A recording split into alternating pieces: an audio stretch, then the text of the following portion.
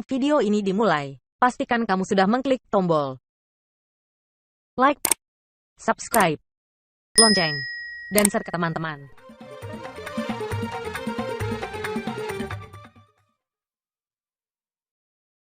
Alhamdulillahilladzi ahyana ba'da amatana wa ilaihin nusyur. Asyhadu an la ilaha illallah wahdahu la syarika lah wa asyhadu anna Muhammadan 'abduhu wa rasuluh. Allahumma fashalli wa sallim ala sayyidina Muhammad wa ala alihi wa sahbihi ajma'in. Faqala Allah ta'ala fi kitabil karim. A'udzu billahi as-sami'il 'alim minasy syaithanir rajim. Bismillahirrahmanirrahim. Ya ayyuhalladzina amanu udkhulu fis silmi kaffah wa la tattabi'u khutuwatis syaitan innahu lakum aduwwun mubin. Shadaqallahul azim.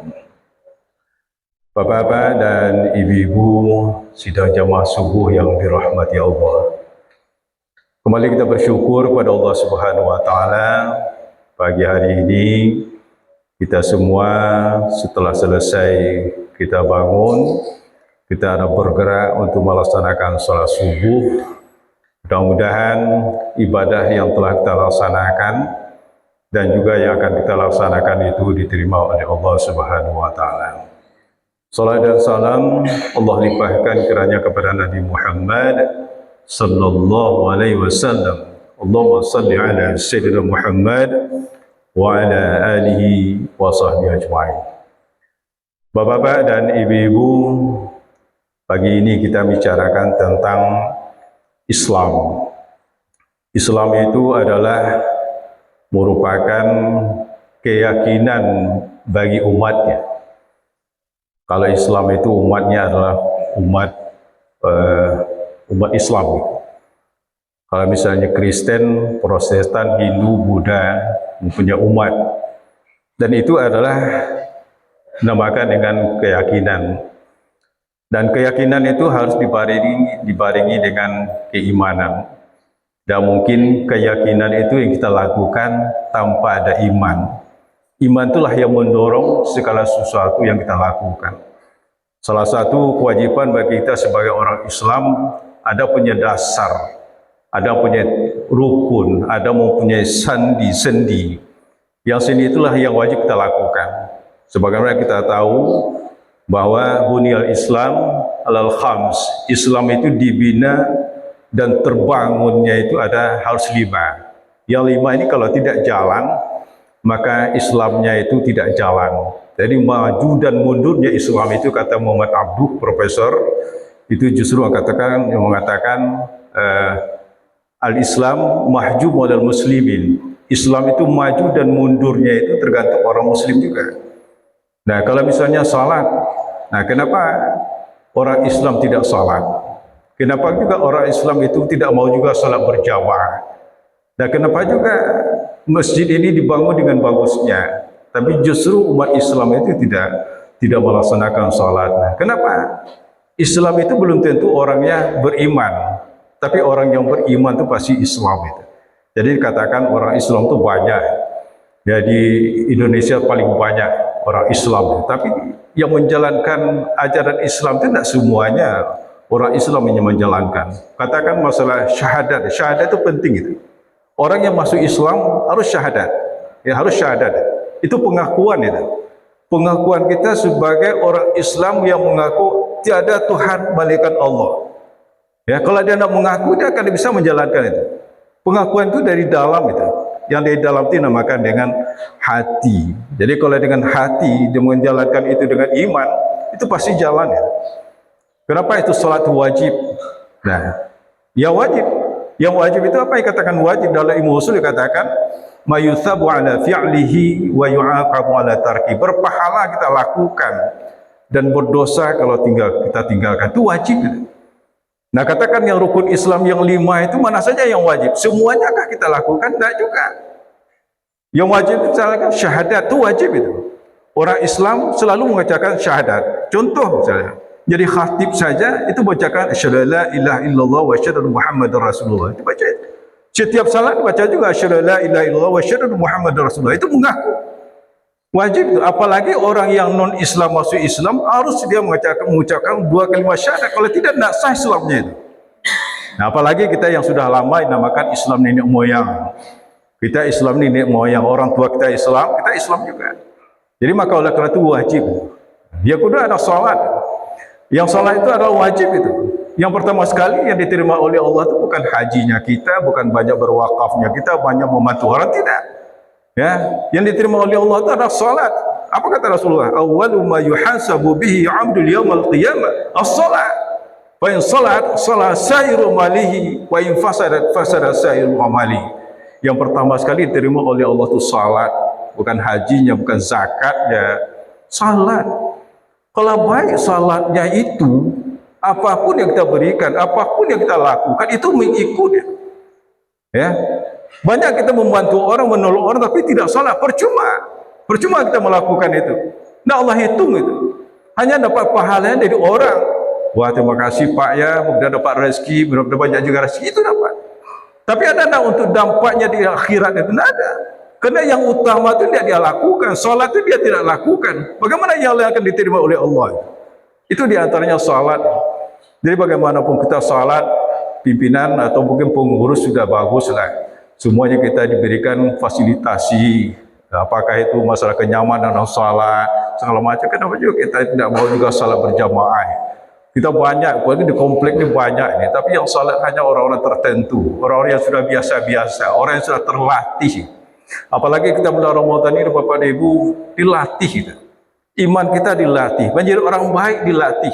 Jadi dilatih, dididik menjadi orang yang muhsinin, orang yang baik. Dilatih, dididik kita menjadi orang mukhlisin, orang yang ikhlas. Dididik, dilatih kita menjadi orang yang mukmin. Orang mukmin itu harus dilatih, dididik. Kenapa tidak? Islam iman kita itu yazid wa yanqus, bisa naik juga. Ini orang-orang semua yang di masjid ini orang naik imannya itu. Yang tidak ke masjid itu menurun imannya itu. Berarti adalah pelatihan yang dilakukan tidak banyak berjalan. Jadi apa yang kita lakukan itu juga harus lakukan juga. Nah, mungkin lagi Ramadan itu akan ada tiap hari, tidak.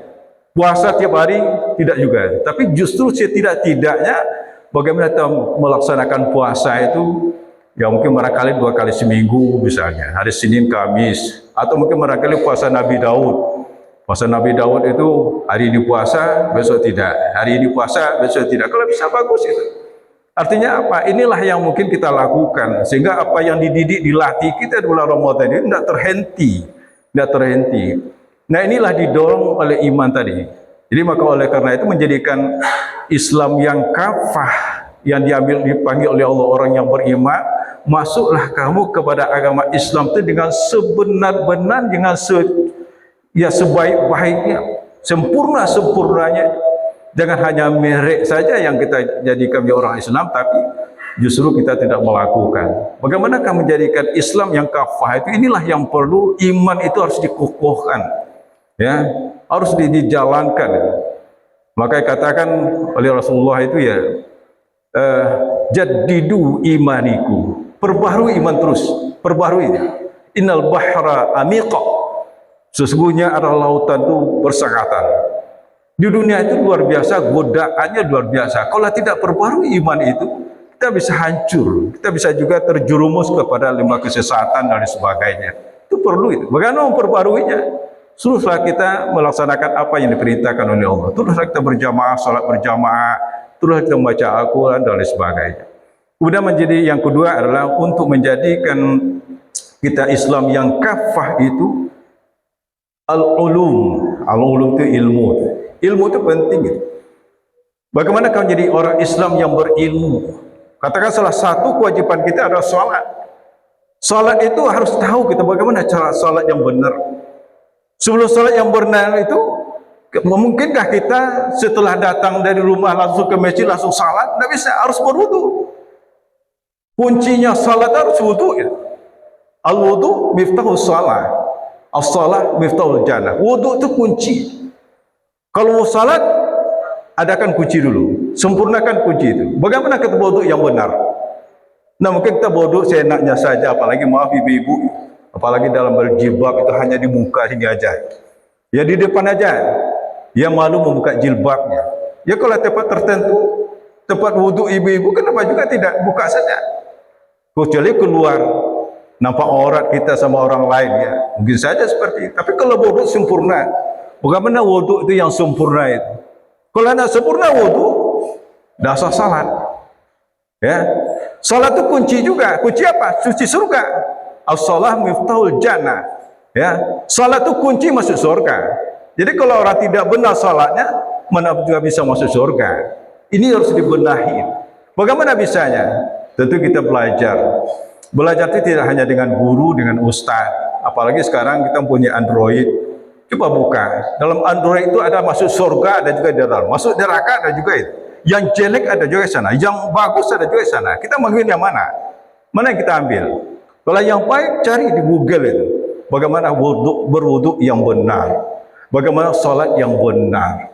Semuanya dapat. Kalau mau kita belajar bisa. Maka ilmu itu penting. Maka Rasulullah mengatakan, ingin hidupkah kamu di dunia? Perlu ilmu. Man arada dunya fa'alaihi bil ilm. Man arada al-akhirah fa'alaihi bil ilm. Man aradahuma fa'alaihi bil ilm. Kalau kamu ingin hidup di dunia, perlu dengan ilmu. Perlu ilmu. Kalau hidup ingin untuk akhirat, perlu dengan ilmu. Hidup untuk dunia dan akhirat perlu dengan ilmu. Ilmu juga. Maka Rasulullah mengatakan utlub. Utlub itu kan fil amar. Fil amar itu memfaidai para wajib.